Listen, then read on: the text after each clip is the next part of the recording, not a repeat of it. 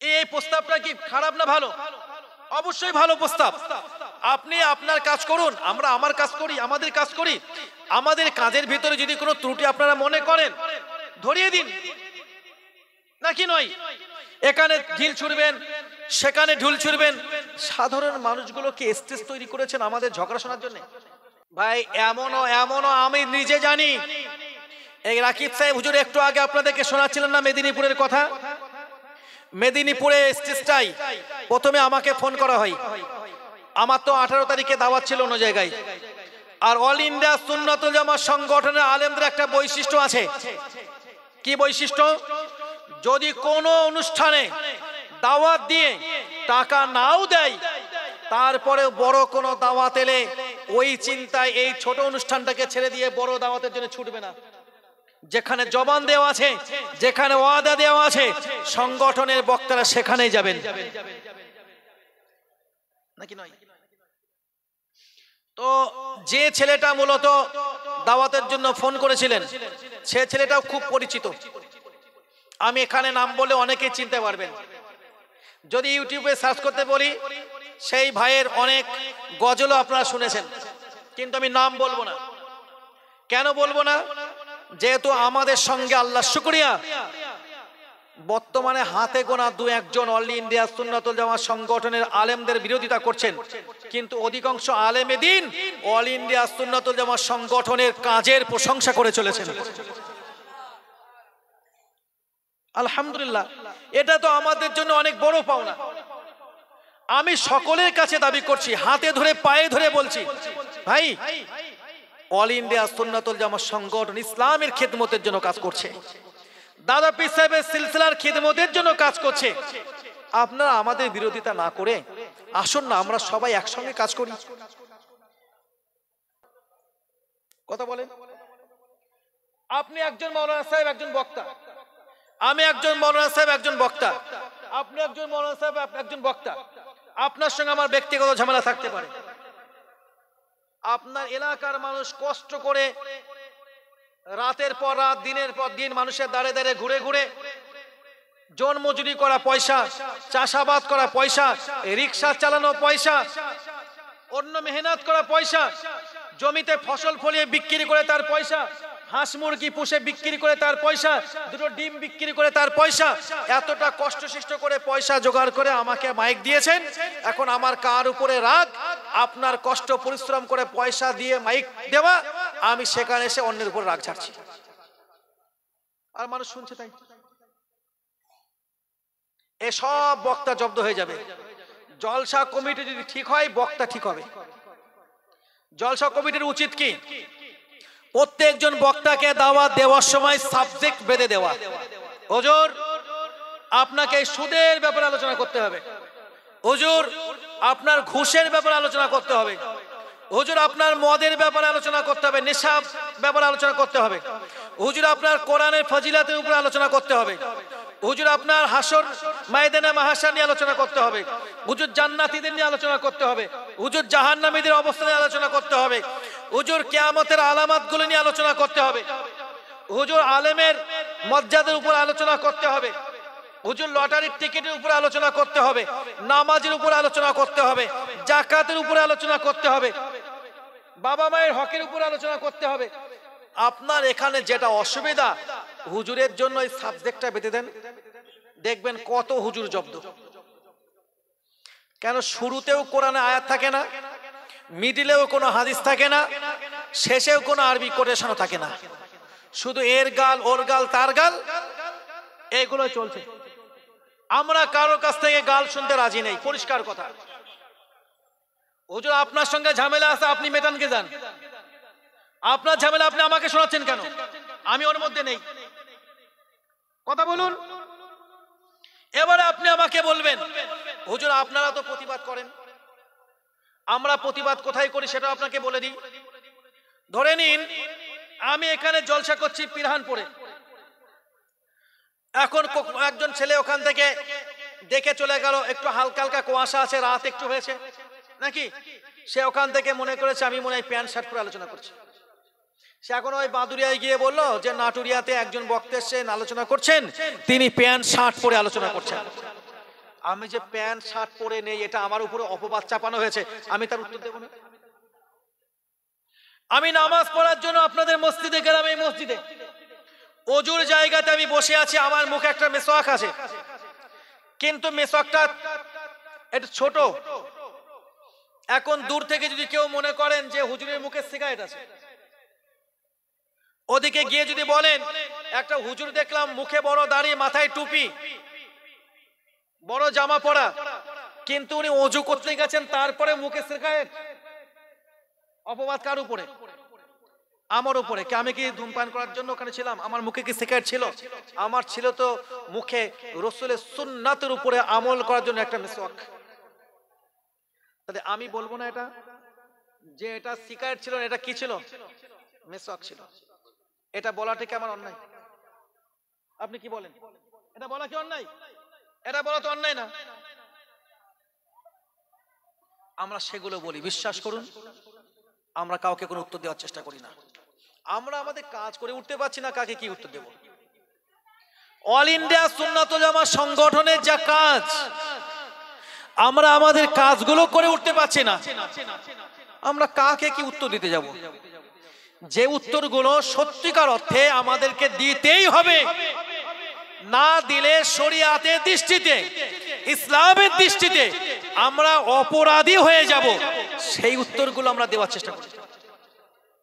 খুব সূক্ষ্ম মাথায় বুঝবেন। এই যে একজন বললেন, যেটা আপনাদেরকে শোনালাম, প্রকাশ্য মাইকে গলা ছেড়ে বলছেন ভারতবর্ষের মতো জায়গায় ব্যাংকিং সুদ জায়েজ। নাউজুবিল্লাহ বলুন সবাই মিলে। আমি যদি তার প্রতিবাদ করি, কেউ যদি আমার পাশে এসে বলেন আপনারা কি গীবত ছাড়া কিছু বোঝেন না, এটা কি গীবত না মানুষকে বাঁচানো? কথা বলুন। এখন যার ভিতরে, যার মাথায় মগজ নেই, রবীন্দ্রনাথ ঠাকুরের তোতা কাহিনী গল্প পড়া আছে, পেটের ভিতরে শুধু খসখস গস গস করছে, মাল মাত্রা কিছু আর নেই, সেই বলতে পারবে। যার মাথায় খড়কুটো আছে, বিচুলি পোয়াল ঠাসা আছে, সেই বুঝতে পারবে যেগুলো উল্টো পাল্টা হচ্ছে। কিন্তু যদি প্রকৃত অর্থে আলেম হন, তাহলে তিনি বুঝবেন এনার এই কথাগুলো সমালোচনা নয়, বরং এনার কথাগুলো সমাজকে বাঁচানোর কথা, নাকি নয়? আজকে অল ইন্ডিয়া সুন্নাতুল জামাত সংগঠনের আলেমেরা জলসা করার জন্য কোনো কন্টাক্ট করেন না, কন্টাক্ট করেন না। তারপর কি লোক আমাদের কম দেয়? এখন একটা জলসা করে এলাম, এগুলো উচিত না। গুনে দেখাই, 1 2 3 4 5 6 7 8, 4000 টাকা দিলাম। আমি চাইনি, আমি দেখাতাম না। আপনাদের এলাকায় কি এমন মানুষ আছেন যিনি সারাদিন কাজ করে 500 টাকা উপার্জন করেন? একটু বলেন। 500 কম? 500 কম আছে। আল্লাহু আকবার, 500 কম আছে। ভাই বাবাজি, আমি যে একটা স্টেজে কথা বলে এলাম, 4000 টাকা আমাকে এখানে হাদিয়া দিল। এখান থেকে আপনারা ন্যূনতম একটা কিছু দেবেন। আমি যেখান থেকে গেছি সেটা আমার পাড়া, তো আমি তো হেঁটে গিয়েছিলাম, আমার তো বাড়ির কাছে। মসজিদে গিয়ে এসার নামাজ পড়লাম, ওখান থেকে স্টেজ। এবারে এখানে এলাম, গাড়ি ভাড়া যাও কিছু একটা দেব। আপনারা যেটা দেবেন তার থেকে ম্যানেজ হয়ে যাবে ইনশাআল্লাহ। আচ্ছা, আমি আপনারা যেটা দেবেন ওটা যদি শুধু গাড়ি ভাড়াটুকু হয়, তারপরে যে 4000 টাকা আপনি আমাকে দিলেন, আমি নিয়ে এলাম, ভাই এই টাকাটা কি কম মনে হয়? আর এই যে না দেখে নিয়ে এলাম, এটা আমাদের দেখার ইচ্ছা না, দেখেও না, আপনাদের সামনে এখন বার করে গুনলাম। এখন বলার বিষয় হলো, এই যেটা দেখালাম এটা দাদা পীর সাহেবের আদর্শ। একটু সুবহানাল্লাহ বলুন। দাদা পীর সাহেব রহমাতুল্লাহ আলাইহি জলসা নসিহত করে কারোর সঙ্গে কোনো চুক্তিও করতেন না, আর হাদিয়া নজরানা কি দিয়েছেন ওটা দেখতেনও না। বরং যে অর্থগুলো দাদা পীর সাহেবের হাতে এলে বুঝতেন এটা কোনো সুদখোরের টাকা, দাদা পীর সাহেব রহমাতুল্লাহ আলাইহি ওই হাদিয়াটাকে রিটার্ন করে দিতেন। সুবহানাল্লাহ বলুন। আর আমাদের বক্তব্য কি? তুমি চুরি করে দেবে দাও, তুমি সুদের মাল দেবে দাও, তুমি লটারি করে দেবে দাও, তুমি লোক ঠকিয়ে দেবে দাও, তুমি ওজনে ফাঁকি দিয়ে দেবে দাও, তুমি কারো প্রতি জুলুম করে জোর করে টাকা চেয়ে এনে দেবে দাও।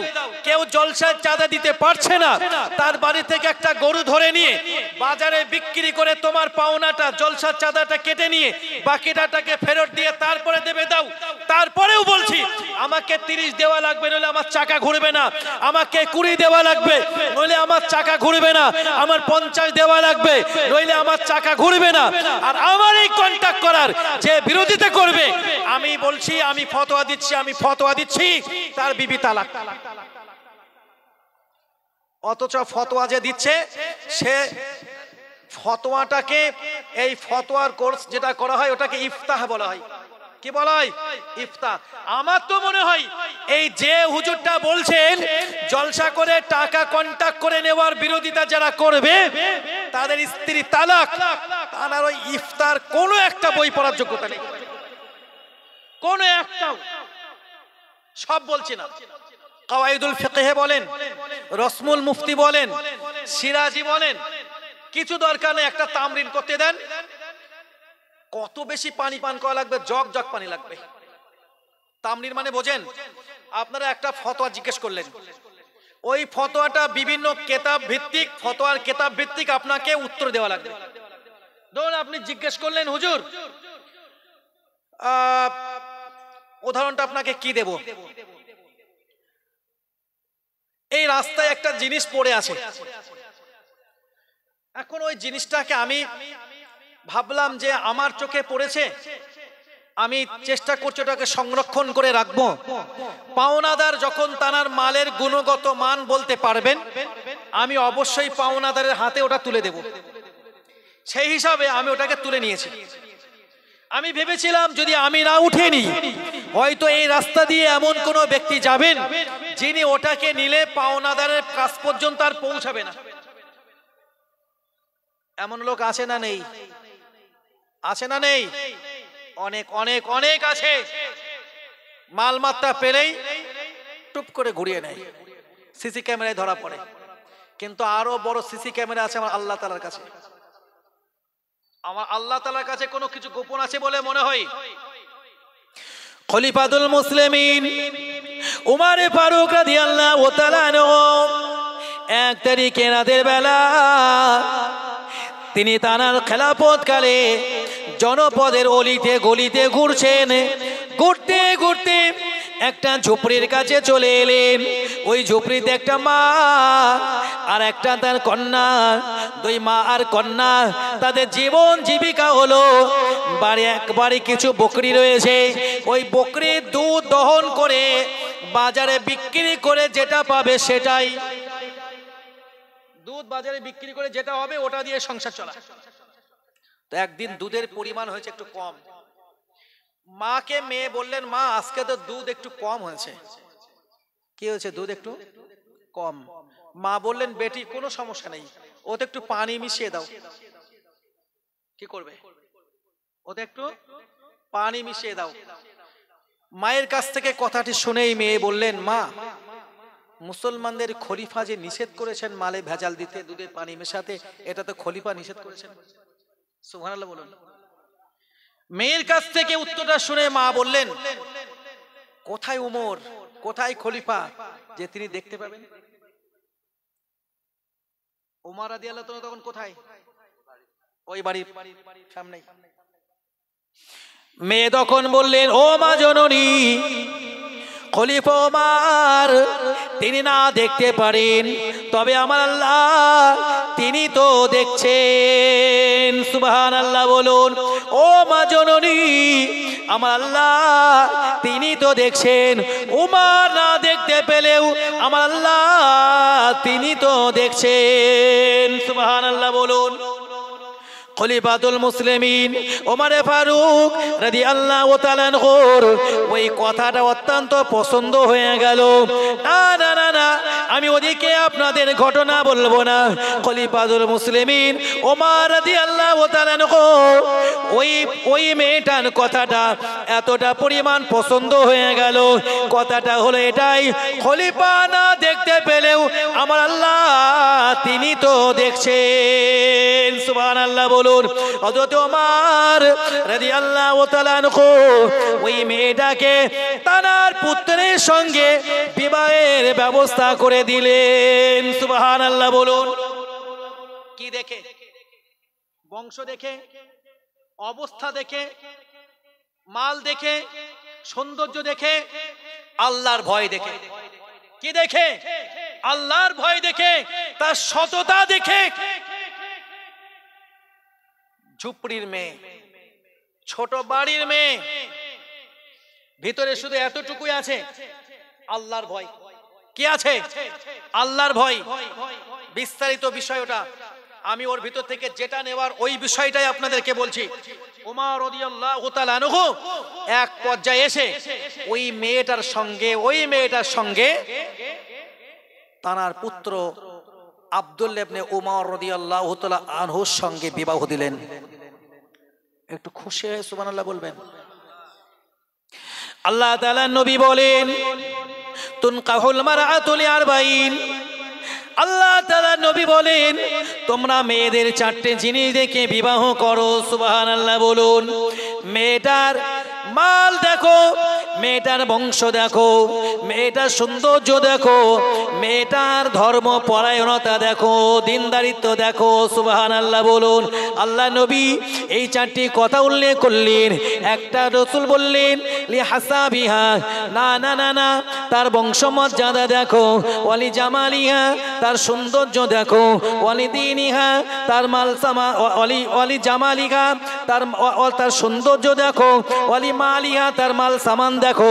ওয়ালি দীনিহা, তার ধর্ম পরায়ণতা দেখো। আখিরি জামানার পয়গম্বর নবী মুহাম্মদ রাসূলুল্লাহ সাল্লাল্লাহু আলাইহি ওয়াসাল্লাম আমার আল্লাহ তাআলা নবী বললেন, আমার সাহাবীরা মেয়েদের 4টে জিনিস দেখো। আমার উম্মতানিরা নারীদের 4টে জিনিস দেখো। ওই 4টে জিনিস দেখে তোমার পুত্রকে, তোমার ভাইকে বিবাহের ব্যবস্থা করো। যে নারীটার ভিতরে রয়েছে, তোমরা দেখবে মাল সামান, তোমরা দেখবে বংশমর্যাদা, তোমরা দেখবে সৌন্দর্যতা, তোমরা দেখবে দিনদারিত্ব।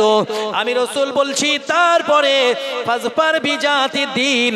যদি তোমরা লাভবান হতে চাও, সাংসারিক জীবনে, বৈবাহিক জীবনে শান্তি তোমরা পেতে চাও, মালের চিন্তা করো না, সৌন্দর্য চিন্তা করো না, বংশের চিন্তা করো না, বরং তোমরা দিনদারিত্বটাকেই তোমরা প্রাধান্য দাও। সুবহানাল্লাহ বলুন। রাসূল বললেন, বংশ দেখো না, মাল দেখো না, সৌন্দর্য দেখো না, দিনদারিত্ব দেখো। কি দেখবে? ধর্ম পরায়ণতা দেখো। তোমরা দেখেই তবে ওই মেয়েটাকে বিবাহের জন্য নির্বাচন করো। খলিফাতুল মুসলিমিন ওমর ফারুক রাদিয়াল্লাহু তাআলা আনহু ওই মেয়েটার সঙ্গে নিজের পুত্রকে বিবাহ দিয়ে দিলেন। পুত্রকে বিবাহ দেওয়ার পরে ওই মেয়েটা তানার বাড়ির পুত্রবধূ হয়ে চলে এলেন, হয়ে গেলেন পুত্রবধূ। হযরত ওমর রাদিয়াল্লাহু তাআলা আনহু 1 তারিখে মেয়েটাকে ডাক দিলেন, বৌমাটাকে ডাক দিলেন। বৌমাটাকে ডেকে বললেন, ও মা আমার, আমি ওমর আমার পক্ষ থেকে তোমাকে একটা কথা বলবো মা। কি কথা বলবেন আব্বাজি? খলিফাতুল মুসলিমিন ওমর রাদিয়াল্লাহু তাআলা আনহু বৌমাকে ডেকে বললেন, মা, আমি যখন খেলাপথ পরিচালনার জন্য আমি যখন ঘর থেকে বার হয়ে যাব, খলিফা আমি ওমর, আমি খেলাপথ পরিচালনা করার জন্য আমি যখন আমার ঘর থেকে বার হয়ে যাব, ও মা জননী, মা আমার, তুমি আমার সামনে দাঁড়িয়ে পড়বে। আমার সামনে দাঁড়িয়ে ওই কথাটাই তুমি আমাকে বলবে, যে কথাটা তুমি তোমার মাকে বলেছিলে। সুবহানাল্লাহ বলুন। ওমর রাদিয়াল্লাহু তাআলা আনহু বৌমাকে ডেকে বললেন, বৌমা, মা আমার, আমি যখন খেলাফত পরিচালনা করার জন্য আমার বাড়ি থেকে বার হব, তুমি আমার সামনে এসে দাঁড়াবে। আমার সামনে দাঁড়িয়ে ওই কথাটা আমাকে মনে করে দেবে, যে কথাটা তুমি তোমার মাকে বলেছিলে। সুবহানাল্লাহ বলুন। ওমর রাদিয়াল্লাহু তাআলা পুত্রবধূকে ডেকে বললেন, মা তুমি আমার ওই কথাটা মনে করে দেবে, যে কথাটা তুমি তোমার মা জননীকে বলেছিলে। কোন কথা? ওমর রাদিয়াল্লাহু তাআলা পুত্রবধূকে বললেন, ও মা তুমি তোমার মাকে বলেছিলে, উমর না দেখতে পেলেও আমার আল্লাহ তিনি তো দেখছেন। সুবহানাল্লাহ বলুন। ও মা তুমি তোমার মাকে বলেছিলে, ওমর না দেখতে পেলেও আমার আল্লাহ তিনি তো দেখছেন। মা আমার, আমি যখন খেলাফত পরিচালনা করার জন্য আমার ঘর থেকে বার হয়ে যাব, তুমি আমার সামনে দাঁড়িয়ে তুমি আমাকে বলবে, ওমর না দেখতে পেলেও আমার আল্লাহ তিনি তো দেখছেন। সুবহানাল্লাহ বলুন। ওমর না দেখতে পেলেও আমার আল্লাহ তিনি তো দেখছেন। সুবহানাল্লাহ বলুন। একটু চিল্লে বলুন। মা, তোমার প্রতিদিনের কাজ, আমি যখনই খেলাফত পরিচালনা করার জন্য সেজে গুজে বার হব, তুমি আমার সামনে দাঁড়িয়ে বলবে, উমর না দেখতে পেলেও আমার আল্লাহ দেখছেন। এটা একদিন নয়, প্রতিদিন। কতদিন? প্রতিদিন। ভাবা যায় কথাটা, ভাবা যায় কথাটা।